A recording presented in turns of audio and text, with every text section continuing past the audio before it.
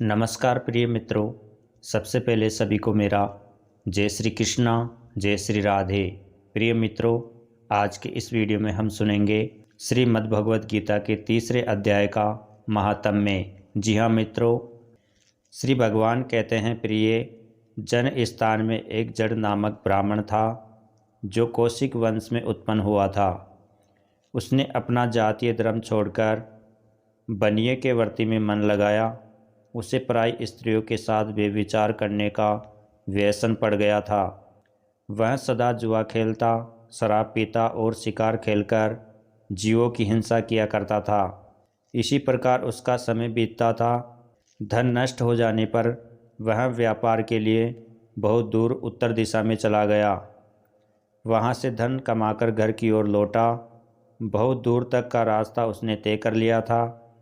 एक दिन सूर्यास्त हो जाने पर जब दसों दिशाओं में अंधकार फैल गया, तब एक वृक्ष के नीचे उसे लुटेरों ने धर दबाया और शीघ्र ही उसके प्राण ले लिए। उसके धर्म का लोप हो गया था, इसलिए वह बड़ा भयानक प्रेत हुआ। उसका पुत्र बड़ा धर्मात्मा और वेदों का विद्वान था। उसने अब तक पिता के लौट आने की राह देखी। जब वे नहीं आए तब उनका पता लगाने के लिए वह स्वयं भी घर छोड़कर चल दिया। वह प्रतिदिन खोज करता, मगर राहगीरों से पूछने पर भी उसे उनका कुछ समाचार नहीं मिलता था। तदंतर एक दिन एक मनुष्य से उसकी भेंट हुई जो उसके पिता का सहायक था। उससे सारा हाल जानकर उसने पिता की मृत्यु पर बहुत शोक किया। वह बड़ा बुद्धिमान था। बहुत कुछ सोच विचार कर पिता का पारलौकिक कर्म करने की इच्छा से आवश्यक सामग्री साथ ले उसने काशी जाने का विचार किया। मार्ग में 7-8 मुकाम डालकर वह 90 दिन उसी वृक्ष के नीचे पहुंचा जहां इसके पिता मारे गए थे। उस स्थान पर उसने संध्या उपासना की और गीता के तीसरे अध्याय का पाठ किया। इसी समय आकाश में बड़ी भयानक आवाज़ हुई। उसने अपने पिता को भयंकर आकार में देखा। फिर तुरंत ही अपने सामने आकाश में उसे एक सुंदर विमान दिखाई दिया जो महान तेज से व्याप्त था। उसमें अनेकों क्षुद्र घंटिकाएँ लगी थी। उसके तेज से समस्त दिशाएं आलोकित हो रही थी। यह दृश्य देखकर उसके चित्त की व्याग्रता दूर हो गई। उसने विमान पर अपने पिता को दिव्य रूप धारण किए विराजमान देखा। उनके शरीर पर पीताम्बर शोभा पा रहा था और मुनिजन उनकी स्तुति कर रहे थे। उन्हें देखते ही पुत्र ने प्रणाम किया। तब पिता ने भी उसे आशीर्वाद दिया। तत्पश्चात उसने पिता से यह सारा वृत्तांत पूछा। उसके उत्तर में पिता ने सब बातें बताकर इस प्रकार कहना आरंभ किया। बेटा, देववश मेरे निकट गीता के तृतीय अध्याय का पाठ करके तुमने इस शरीर के द्वारा किए हुए दुष्ट यज कर्म बंधन से मुझे छुड़ा दिया। अतः अब घर लौट जाओ, क्योंकि जिसके लिए तुम काशी जा रहे थे वह प्रयोजन इस समय तृतीय अध्याय के पाठ से सिद्ध हो गया है। पिता के यो कहने पर पुत्र ने पूछा, तात, मेरे हित का उपदेश दीजिए तथा और कोई कार्य जो मेरे लिए करने योग्य हो बतलाइए। तब पिता ने उससे कहा, अनग, तुम्हें यही कार्य फिर करना है। मैंने जो कर्म किया है वही मेरे भाइयों ने भी किया था। इससे वे घोर नरक में पड़े हैं। उनका भी तुम्हें उद्धार करना चाहिए तथा मेरे कुल के और भी जितने लोग नरक में पड़े हैं उन सब का भी तुम्हारे द्वारा उद्धार हो जाना चाहिए। यही मेरा मनोरथ है। बेटा, जिस साधन के द्वारा तुमने मुझे संकट से छुड़ाया है उसी का अनुष्ठान औरों के लिए भी करना उचित है। उसका अनुष्ठान करके उससे होने वाला पुण्य उन नारकी जीवों को संकल्प करके दे दो। इससे वे समस्त पूर्वज मेरी ही तरह यातनाओं से मुक्त हो स्वल्प काल में ही श्री विष्णु के परम धाम को प्राप्त हो जाएंगे। पिता का ये संदेश सुनकर पुत्र ने कहा, तात, यदि ऐसी बात है और आपकी भी ऐसी ही रुचि है तो मैं समस्त नारकी जीवों का नरक से उद्धार कर दूंगा। यह सुनकर उसके पिता बोले, बेटा, एवं मस्तु तुम्हारा कल्याण हो। मेरा अत्यंत प्रिय कार्य संपन्न हो गया।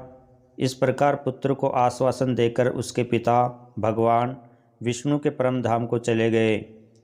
तत्पश्चात वह भी लौटकर जनस्थान में आया और परम सुंदर भगवान श्री कृष्ण के मंदिर में उनके समक्ष बैठकर पिता के आदेश अनुसार गीता के 3रे अध्याय का पाठ करने लगा। उसने नारकी जीवों का उद्धार करने की इच्छा से गीता पाठ जनित सारा पुण्य संकल्प करके दे दिया। इसी बीच में भगवान विष्णु के दूत यातना भोगने वाले नारकी जीवों को छुड़ाने के लिए यमराज के पास गए। यमराज ने नाना प्रकार के सत्कारों से उनका पूजन किया और कुशल पूछी।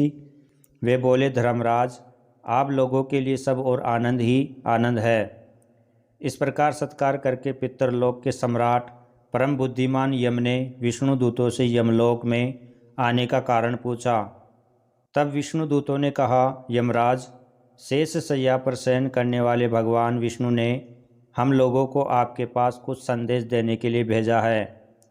भगवान हम लोगों के मुख से आपकी कुशल पूछते हैं और यह आज्ञा देते हैं कि आप नरक में पड़े हुए समस्त प्राणियों को छोड़ दें।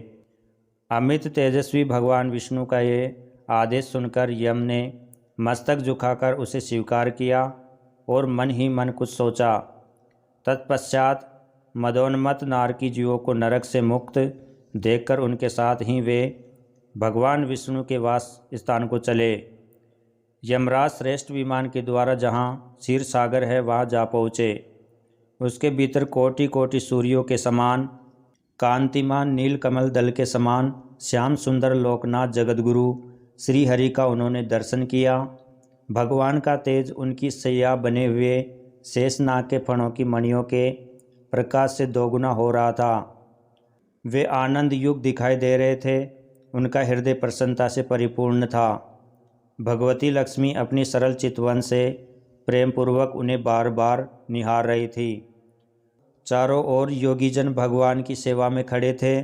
उन योगियों की आंखों के तारे ध्यानस्थ होने के कारण निश्चल प्रतीत होते थे। देवराज इंद्र अपने विरोधियों को परास्त करने के उद्देश्य से भगवान की स्तुति कर रहे थे। ब्रह्मा जी के मुख से निकले हुए वेदांत वाक्य मूर्तिमान होकर भगवान के गुणों का गान कर रहे थे। भगवान पूर्णतः संतुष्ट होने के साथ ही समस्त योनियों की ओर से उदासीन प्रतीत होते थे। जीवों में से जिन्होंने योग साधना के द्वारा अधिक पुण्य संचय किया था, उन सबको एक ही साथ वे कृपा दृष्टि से निहार रहे थे। भगवान अपने स्वरूप भूत अखिल चराचर जगत को आनंदपूर्ण दृष्टि से आमोदित कर रहे थे।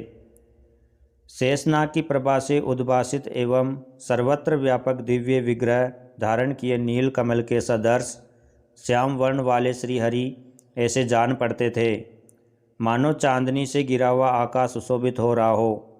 इस प्रकार भगवान की झांकी करके यमराज अपनी विशाल बुद्धि के द्वारा उनकी स्तुति करने लगे। यमराज बोले, संपूर्ण जगत का निर्माण करने वाले परमेश्वर, आपका अंतकरण अत्यंत निर्मल है। आपके मुख से ही वेदों का प्रादुर्भाव हुआ है। आप ही विश्वरूप और इसके विधायक ब्रह्मा है। आपको नमस्कार है। अपने बल और वेग के कारण जो अत्यंत दुर्धर्ष प्रतीत होते हैं, ऐसे दानवेंद्रों का अभिमान चूर्ण करने वाले भगवान विष्णु को नमस्कार है।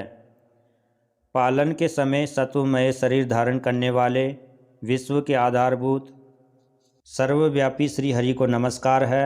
समस्त देहधारियों की पातक राशियों को दूर करने वाले परमात्मा को प्रणाम है। जिनके ललाटवर्ती नेत्र के तनिक सा खुलने पर भी आग की लपटें निकलने लगती है, उन रुद्र रूपधारी आप परमेश्वर को नमस्कार है। आप संपूर्ण विश्व के गुरु, आत्मा और महेश्वर है।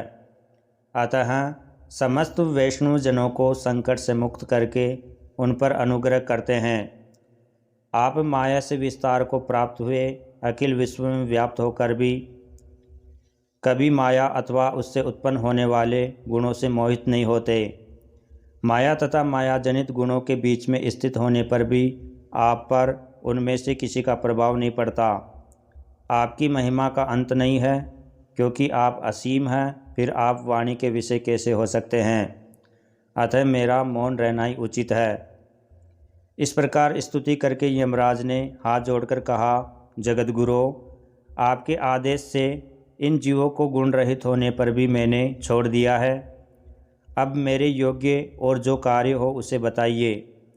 उनके यो कहने पर भगवान मधुसूदन मेघ के समान गंभीर वाणी द्वारा मानो अमृत रस से सींचते हुए बोले, धर्मराज, तुम सबके प्रति समान भाव रखते हुए लोगों का पाप से उद्धार कर रहे हो। तुम पर देहदारियों का भार रखकर मैं निश्चिंत हूँ। अतः तुम अपना काम करो और अपने लोक को लौट जाओ। यो कहकर भगवान अंतर्ध्यान हो गए। यमराज भी अपनी पुरी को लौट आए। तब वह ब्राह्मण अपनी जाति के और समस्त नारकी जीवों का नरक से उद्धार करके स्वयं भी श्रेष्ठ विमान द्वारा श्री विष्णु धाम को चला गया। तो प्रिय मित्रों, यह था तृतीय अध्याय का महात्म्य। जय श्री कृष्णा, जय श्री राधे।